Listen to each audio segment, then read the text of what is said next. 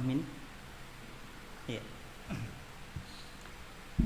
Assalamualaikum warahmatullahi wabarakatuh.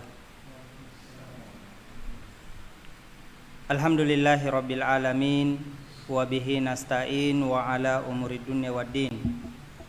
Wassalatu wassalamu ala Rasulillah wa ala alihi wa ashabihi ajmain, amma ba'd. Jamaah sekalian yang semoga dirahmati dan dimuliakan oleh Allah Subhanahu wa taala. Alhamdulillah, pada malam hari ini kita kembali melanjutkan kajian kita. Kajian yang berbeda dengan kajian-kajian pada tahun 2019 dan sebelumnya. Karena sejak 2020 kita sudah tidak melaksanakan taklim seperti biasanya, yang dihadiri oleh banyak orang. Adapun pada malam hari ini terbatas dan dilakukan secara virtual.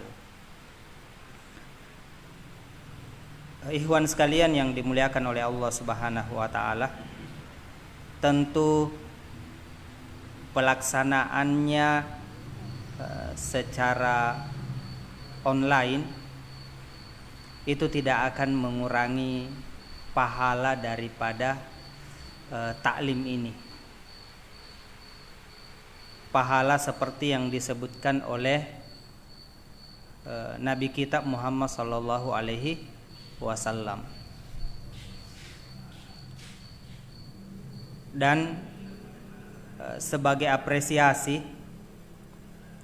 kepada para panitia,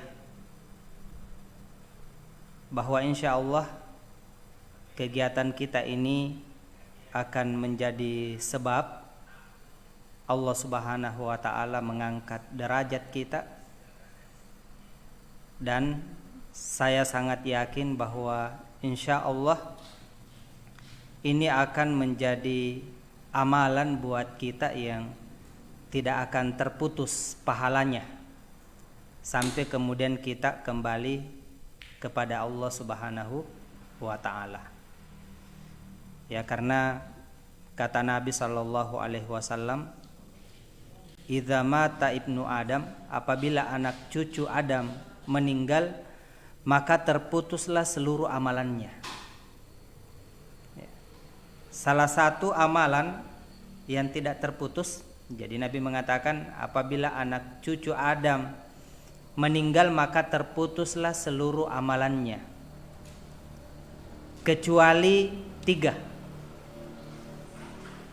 Salah satu di antara 3 yang dikecualikan, yang tidak terputus itu adalah ilmu yang bermanfaat. Dan tentu yang akan mendapatkan pahala tidak terputus bukan sekedar narasumber saja. Ya, para panitia juga yang Masya Allah mempersiapkan kegiatan mulai dari mempublikasikannya, kemudian menyiarkannya secara live. Ya, insya Allah kita akan mendapatkan bahagian dari kita akan mendapatkan bahagian dari pahala yang terus menerus itu. Bahkan boleh jadi mungkin pahala yang kita dapatkan lebih besar ya dari pemateri. Tergantung bagaimana niat kita. Karena yang menentukan pahala besar dan kecilnya pahala yang kita dapatkan itu adalah niat. Ada orang melakukan sesuatu kelihatannya besar tapi pahalanya kecil, faktor niat. Ada orang yang melakukan sesuatu yang kelihatannya kecil tapi pahalanya besar karena niat. Ya, makanya Al-Imam Hasan Al-Basri rahimahullahu taala mengatakan, rubba amalin sogirin yukabbiruhun niyah wa rubba amalin kabirin yusoggiruhun niyah. Berapa banyak amalan yang kelihatannya kecil tapi menjadi besar pahalanya karena baiknya niat. Ya mungkin ya sekedar memberi kucing yang kelaparan, ini ya kalau mau dibandingkan dengan manusia ya. Tapi karena niatnya betul-betul ikhlas semata-mata mengharapkan wajah Allah, maka bisa jadi itu menjadi sebab ya Allah Subhanahu wa taala memasukkan ia ke dalam surga. Ya sebagaimana kisah yang sering kita dengarkan, ya kisah seorang wanita yang memberi minum kepada anjing, dan dengan sebab itu ya, dia masuk ke dalam surga. Ya. Mungkin kelihatannya sederhana, ya sekedar membuat flyer kemudian dipublikasikan, kemudian disiapkan, sederhana mungkin ya. Tapi niatnya semata-mata mengharapkan wajah Allah, ya, maka boleh jadi pahalanya jauh lebih besar ya daripada mungkin yang melakukan yang kelihatan lebih besar. Jadi nilai dari atau besar dan kecilnya pahala yang kita dapatkan tergantung niat-niat kita. Maka sebelum kita melakukan sesuatu, ya perlu kemudian meluruskan niat-niat kita. Kita melakukannya untuk apa? Ya. Seorang salaf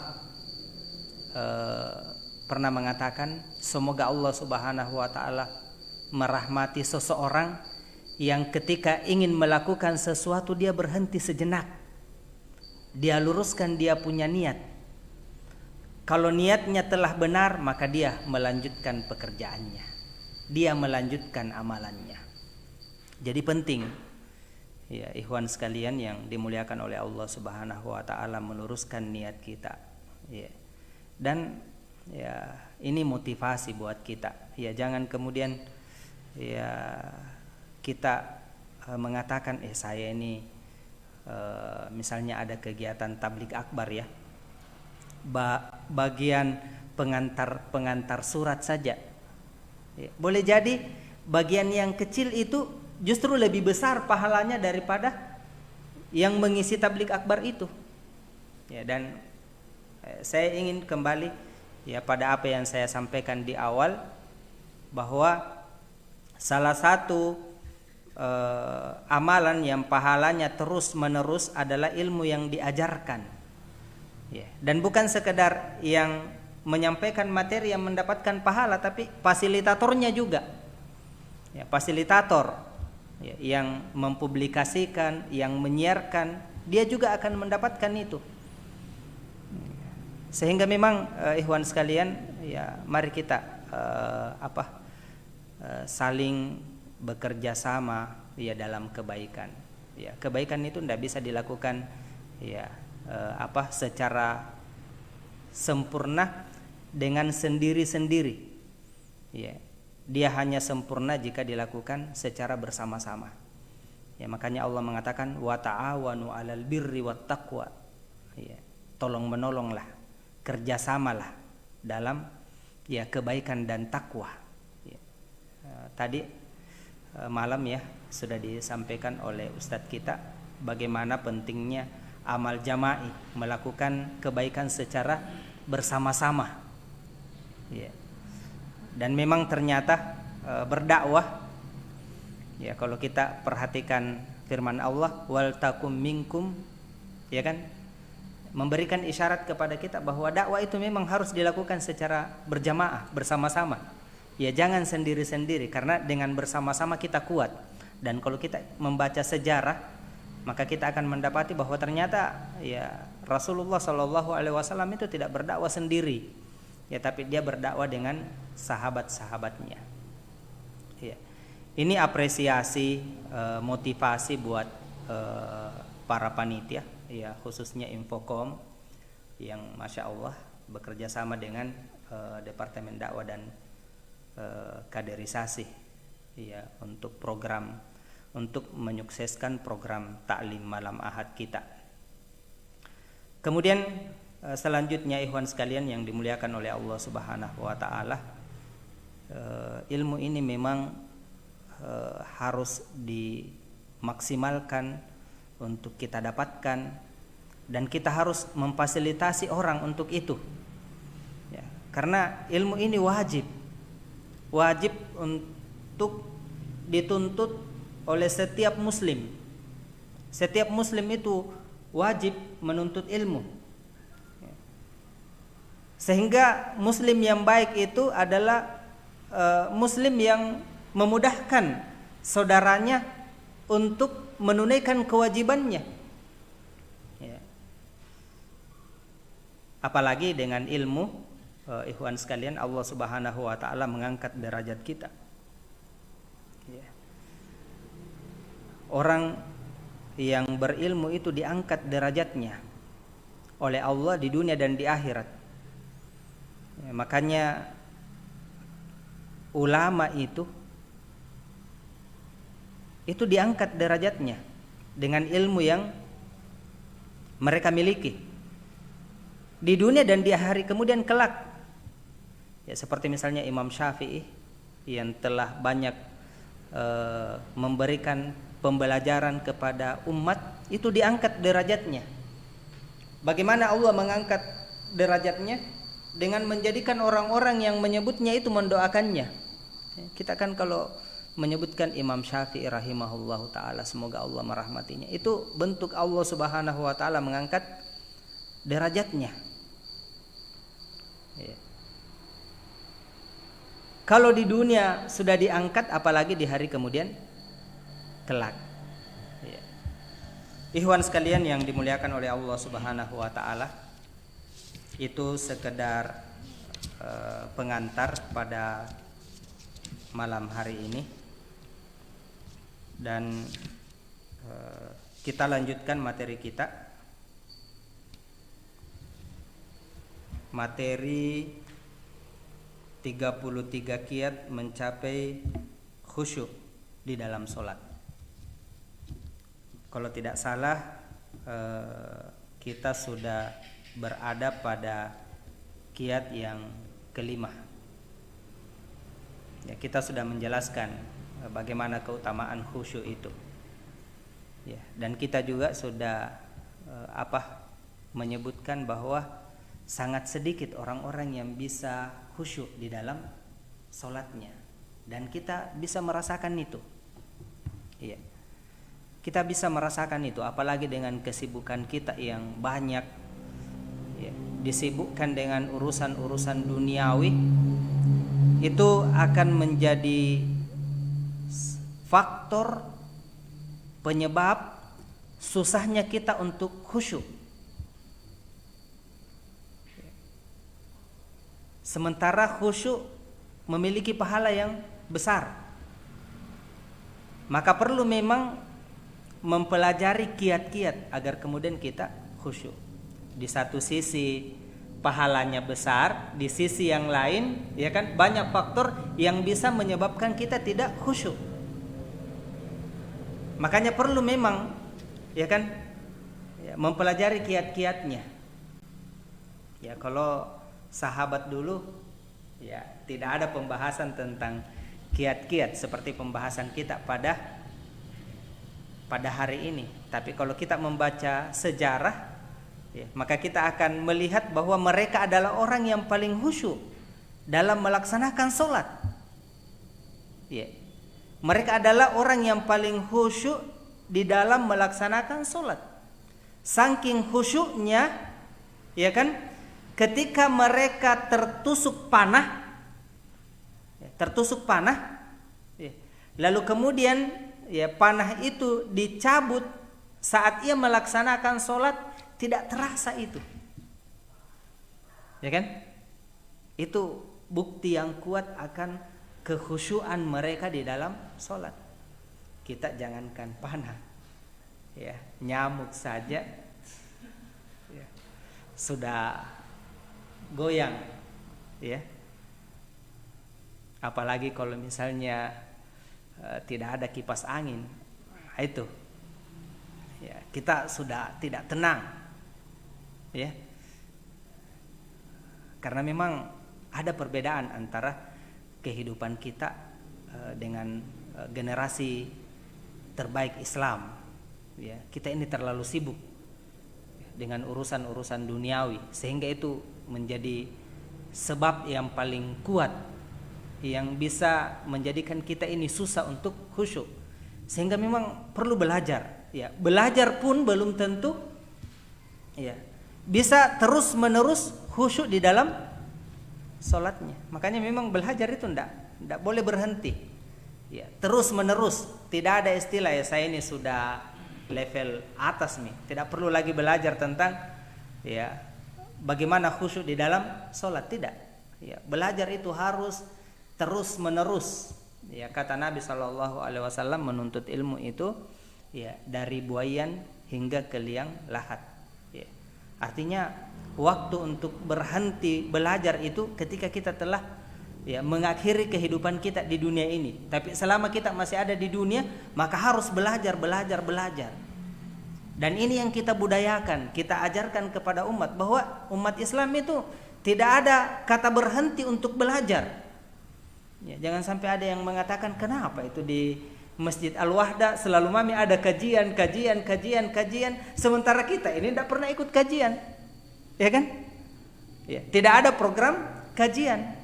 Nah, ini karena kurangnya kesadaran ya tentang pentingnya ilmu dan kewajiban menuntut ilmu ya. Masih banyak kaum muslimin yang tidak tidak sadar, tidak tahu malah. Makanya kalau info-info tentang taklim itu kebanyakan ya lewat begitu saja ya. Tapi alhamdulillah ya, sebahagian yang mendapatkan petunjuk ya justru ya datang ya untuk mencari di mana dia bisa mendapatkan ilmu. Dan itu memang petunjuk dari Nabi SAW. Beliau mengatakan, "Idza marartum bi raudatin min riyadil jannah," apabila kalian melewati taman di antara taman-taman surga, maka singgahlah. Ya, lalu kemudian sahabat mengatakan, "Yang mana yang engkau maksudkan dengan taman di antara taman-taman surga?" Maka Nabi mengatakan, "Majalisus dzikr," majelis ilmu. Jadi kita sekarang ini berada di taman di antara taman-taman surga. Ya, seharusnya karena dia adalah taman di antara taman-taman surga, ada motivasi, ada kenyamanan. Ya. Harus diupayakan. Ya. Kalau Taman Pelangi saja kita biasa butuh modal untuk ke sana, padahal ini taman-taman pelangi biasa-biasa aja. Ini taman surga. Kenapa kita tidak bersemangat? Kenapa kita biarkan dia lewat begitu saja? Ya, tadi malam kita, masya Allah, luar biasa betul-betul kita merasakan nikmatnya bermajelis ya 1 jam, tapi kita masih ingin ya materi sudah selesai ya. Itu kenikmatan menuntut ilmu ya, apalagi disampaikan oleh ustadz yang memang punya kapasitas ya, orang yang soleh, orang yang mengamalkan ilmunya. Jadi ini ikhwan sekalian yang dimuliakan oleh Allah Subhanahu wa taala. Kita butuh kiat-kiat ilmu, kiat-kiat khusyuk di dalam salat. Yang kelima, ya. Ini baru yang kelima, sementara ada 33. Ya. Yang kelima ikhwan sekalian yang saya cintai karena Allah Subhanahu wa taala adalah membaca surah sambil berhenti pada setiap ayat. Jadi membaca surah sambil berhenti pada setiap ayat. Jadi ini yang membantu kita untuk khusyuk. Kan kebiasaan kita terkadang itu tidak ada jeda antara ayat yang satu ya, ke ayat yang berikutnya. Terus ya, kita hanya berhenti ketika ingin bernafas. Padahal sebenarnya ya kan, yang bisa membantu kita untuk khusyuk adalah berhenti ya, pada setiap ayat. Dan ini yang dicontohkan oleh Nabi kita Muhammad sallallahu alaihi wasallam, ya. Sebagaimana yang disaksikan oleh Ummu Salamah, ya, tentang bagaimana Rasulullah sallallahu alaihi wasallam membaca surah Al-Fatihah. Ya. Beliau membaca basmalah kemudian berhenti. Jadi Nabi seperti itu, dia baca basmalah kemudian berhenti. Ya, alhamdulillahi rabbil alamin. Basmalah, bismillahirrahmanirrahim. Berhenti. Ya, ini kita tidak sedang membahas tentang bagaimana bacaan basmalah itu. Apakah dia sir atau jahar? Yang jelasnya kita sepakat membaca basmalah. Kita sepakat itu membaca basmalah. Adapun kaifiatnya, caranya, apakah dia sir atau jahar, itu lain pembahasannya. Jadi Nabi begitu, setelah membaca basmalah berhenti, ya. Kemudian membaca, ya, alhamdulillahirabbil alamin, ya, kemudian berhenti, ya, dan begitu seterusnya. Ya. Jangan sekali bernapas selesai, ya, satu surah Al-Fatihah. Ya. Kenapa dikatakan ikhwan sekalian akan membantu kita khusyuk? Karena dengan berhenti pada setiap ayat itu lebih memudahkan kita untuk memahami dan menghayati. Ya kan? Lebih memudahkan kita untuk memahaminya dan menghayatinya. Bagaimana kita mau menghayati, ya, kalau tidak ada waktu untuk itu? Belum dihayati, pindah maki ke ayat berikutnya. Jadi berhenti pada setiap ayat, ikhwan sekalian, itu akan membantu kita atau mengantarkan kita, ya, memahami dengan baik dan menghayatinya. Ya, sama kalau kita baca buku. Kalau baca buku terlalu cepat itu biasa kita tidak pahami. Ya. Tidak hayati, tapi coba, ya, perlahan-lahan. Ya. Dan jelas kalau kita tidak memahami dan menghayatinya itu sudah tidak khusyuk. Ya, kita baca alhamdulillahirabbil alamin, ya kan? Ya, karena cepat berpindah, ya kita tidak menghayati lagi, tidak memahami lagi. Ya, apa itu alhamdulillahirabbil alamin? Itu yang kelima. Ya. Begitupun surah setelah Al-Fatihah. Ya. Makanya menjadi pertanyaan kalau ada orang yang senang, ya, senang sama imam yang cepat bacaannya. Ada kan juga orang justru dia cari itu imam yang cepat, ya kan? Ya. Bahkan ada, ya, kisah sudah sholat orang, tiba-tiba dia keluar dari masjid. Ditanya kenapa keluar, dia bilang dia yang imam. Kalau dia imam itu lambat sekali caranya. Ya. Ada jeda. Padahal itulah yang bisa membantu kita untuk khusyuk. Ya. Justru, ya, kita jempol kepada orang yang mencari yang seperti itu. Saya mau di sini karena saya lebih terbantu untuk khusyuk. Ya, karena dia pelan. Ya, dengan pelannya saya lebih bisa memahami dan menghayati dari, ya, setiap ayat yang ia baca. Ya. Jadi sholat berjamaah maupun sholat sendiri. Ya, sholat sendiri maksud saya bagi laki-laki, ya, ketika ia melaksanakannya, sholat sendiri maksud saya untuk sholat sunnah, ya, untuk sholat sunnah, sholat yang dilakukan di rumah. Karena sholat yang paling utama, sholat sunnah itu adalah sholat yang dilakukan di rumah. Ya. Jadi jangan kemudian kita berprasangka buruk kalau ada orang setelah sholat isya, ya kan, sudah bersikir dia keluar, ya kan, dia keluar, jangan kemudian kita langsung mengatakan, kenapa tidak najaga itu sholat sunnah setelah sholat isya. Boleh jadi dia pulang dan melakukan sholat sunnah di rumah, karena memang lebih utama kalau sholat sunnah dilakukan di rumah. Dan Nabi seperti itu. Nabi itu masuk ke masjid setelah melaksanakan sholat sunnah di rumahnya. Jadi kalau beliau sudah masuk, itu tidak ditunggu lagi sholat sunnah, tapi langsung qomat. Ya, seperti itu. Kemudian yang keenam, ikhwan sekalian, membaca Al-Quran dengan tartil, dan membaguskan bacaan. Dalam surah Al-Muzammil, ya Allah mengatakan, dan bacalah Al-Quran itu dengan perlahan-lahan. Ya, jadi agak mirip dengan dengan yang kelima tadi. Ya, kalau yang kelima itu jedah. Ya, jedah antara satu ayat dengan ayat yang lain. Kalau ini perlahan-lahan, artinya ya dalam satu ayat itu, ya kan? Ya, jangan terburu-buru. Ya, harus betul-betul bagus bacaannya, sesuai dengan tajwid, dan bagus lagunya. Jadi lagu itu dianjurkan. Ya, jadi membaguskan bacaan Al-Quran itu dianjurkan.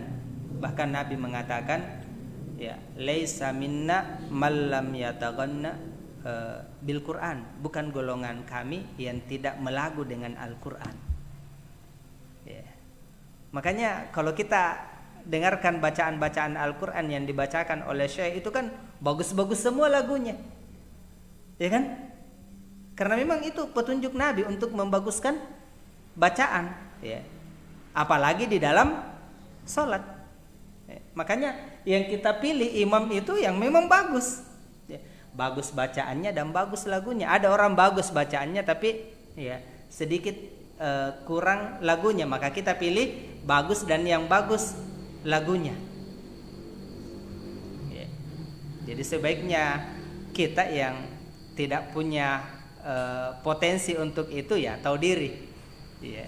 Jangan kita sudah tidak bisa melagu, kita terus yang mau jadi imam. Ya. Jangan. Ya. Kita harus mengukur diri kita masing-masing. Ya. Saya alhamdulillah kalau di sini saya tahu diri. Ya. Di sini masya Allah banyak ikhwah-ikhwah yang suaranya bagus. Ada Ustadz Said, ada Ustadz Asror. Ya, dia saja yang menjadi imam. Ya.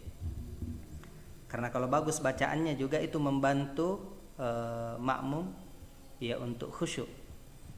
Ya.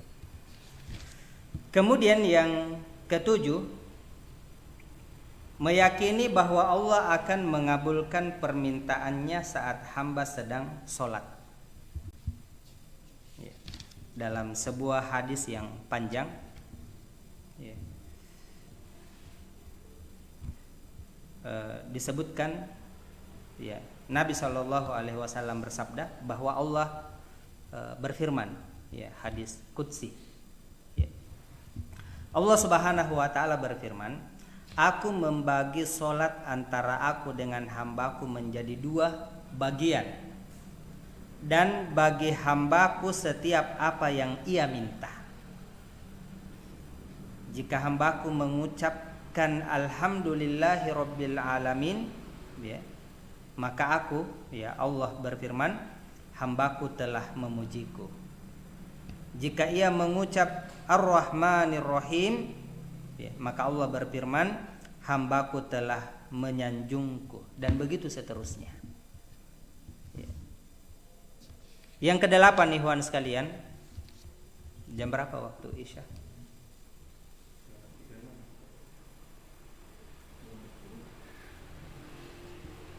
36. Ya.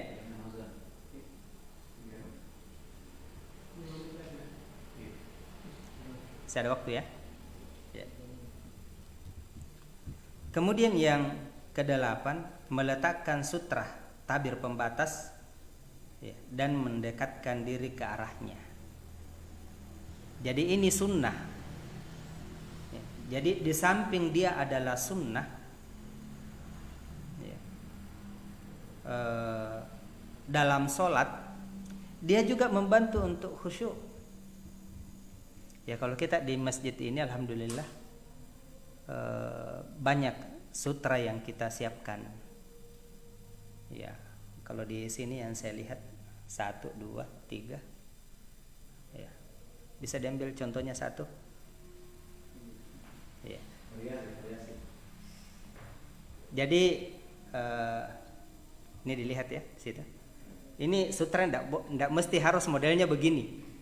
Ya kan? Cuman ini kebetulan tukangnya punya nilai seni yang tinggi. Makanya dia buat seperti ini. Nah, ini pembatas. Dan Nabi SAW itu ketika sholat itu tidak pernah meninggalkan sutra pembatas. Dan ini termasuk sunnah yang banyak ditinggalkan. Bukan banyak ditinggalkan. Banyak kaum muslimin yang tidak mengetahui bahwa disunnahkan meletakkan pembatas sutra di depan dan kita mendekatkan diri saat sholat. Jadi saya kalau tidak menyediakan sutra, masjid tidak menyediakan sutra, maka saya biasa jadikan sutra itu dinding masjid, atau yang kedua tiang-tiang masjid, atau menjadikan sutra orang yang sementara sholat. Cuman yang jadi masalah kalau yang orang yang dijadikan sholat itu tidak paham, ya kan, kita masih sholat dia sudah berdiri, ya, akhirnya orang lalu lalang di depan kita. Ini sutra.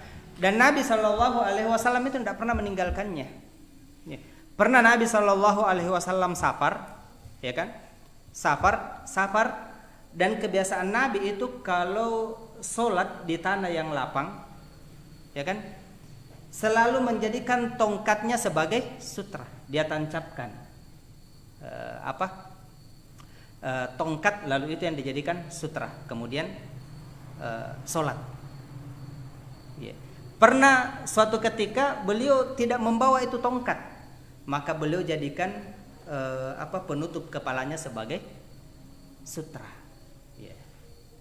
Ini betapa pentingnya sutra, ya, di dalam pelaksanaan sholat. Jadi dia adalah sunnah, ikhwan sekalian yang dimuliakan oleh Allah Subhanahu wa taala, dan dia juga ya membantu kita untuk khusyuk di dalam sholat. Ya. Kaitannya dengan sutra ini atau mendekatkan tabir pembatas, Rasulullah SAW bersabda, jika salah seorang di antara kalian melaksanakan sholat dengan menggunakan tabir sutra, maka hendaklah ia mendekat padanya. Jadi dekat, ada jarak, ya, mendekat padanya. Hadis riwayat Abu Daud. Jadi bukan sutra. Kalau kita di sini baru jaraknya 3 meter, ya kan? Itu bukan sutra namanya. Ya, kita di sini sholat baru dindingnya 3 meter ke depan. Ya. Tapi sutra itu yang memungkinkan kita bisa menahan jika ada orang yang mau lewat. Ya, kalau 2 meter bagaimana caranya kita mau tahan? Ya. Makanya itu sekitar 15 sampai 30 cm dari kepala. Atau ya pas dekat kepala ketika kita sujud. Ya, itu jarak antara kita dengan sutra. Jangan terlalu jauh. Makanya kalau misalnya kita sholat dan dinding sholat itu agak jauh, ya, kemudian posisi imam ini sudah tidak bisa mendekat, ya, misalnya karena pertimbangan kipas kalau dia ke depan tidak kena, dia mundur-mundur, maka sebaiknya dia pakai sutra. Sutra itu disunnahkan bagi imam saja kalau pelaksanaannya berjamaah. Ya, cukup imam saja yang memakai sutra. Ya. Kemudian, ya, petunjuk Nabi kaitannya dengan sutra ini, beliau mengatakan, jika salah seorang di antara kalian sedang sholat, maka janganlah membiarkan orang lain lewat di depannya. Jadi kalau kita sholat itu kita pakai sutra. Kalau ada orang yang mau lewat kita tahan. Bahkan ini hadisnya agak keras, karena Nabi mengatakan, Janganlah membiarkan orang lain lewat di depannya, dan hendaklah ia mencegahnya semampunya. Jadi memang semampu kita mencegah orang lewat. Jika ia menolak, maka hendaklah ia berusaha membunuhnya. Ya, sampai sekeras itu. Ya, sebab bersamanya ya sejenis bersamanya korin, ya, sejenis makhluk jin atau setan. Nah, nanti kita butuh tafsiran ini ya, tafsiran ya, tentang hadis ini, ya, penjelasan para ulama. Intinya kalau ada orang mau lewat, ditahan, ya, jangan dibiarkan.